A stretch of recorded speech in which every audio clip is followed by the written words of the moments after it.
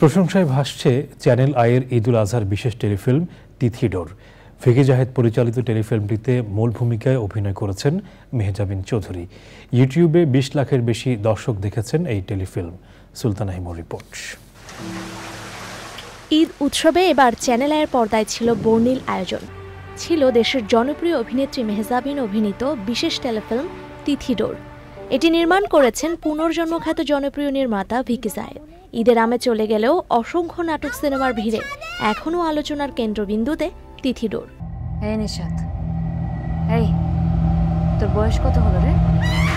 জাহান সুলতানার লেখা তিথিডোর টেলিফিল্মে মেয়েদের বয়স ৩০ হওয়া ঘিরে সমাজ ও পরিবারের তৈরি নেতিবাচক চাপের গল্প তুলে ধরা হয়েছে। বিষণ্ণতার কবল থেকে একজন নারীর স্বাভাবিক জীবনে ফিরে আসার গল্প তুলে ধরেছেন নির্মাতা। প্রচারের পর দর্শকরা বাস্তব জীবনের নানা রকম গল্প তুলে ধরছেন সোশ্যাল মিডিয়ায়। এখন পর্যন্ত টেলিফিল্মটি ইউটিউবে ২০ লাখের বেশি দর্শক দেখেছেন। প্রতিনিয়ত তিথিডোর নিয়ে পোস্ট করছেন নেটিজেনরা। কলাকুশলীরাও নেট দুনিয়ায় তিথিডোর নিয়ে আপডেট দিচ্ছেন। Sultana Himu, channel I. এখন জন্ম সনদ দিয়ে খোলো বিকাশ স্টুডেন্ট অ্যাকাউন্ট। নিজের বিকাশ নিজে কর।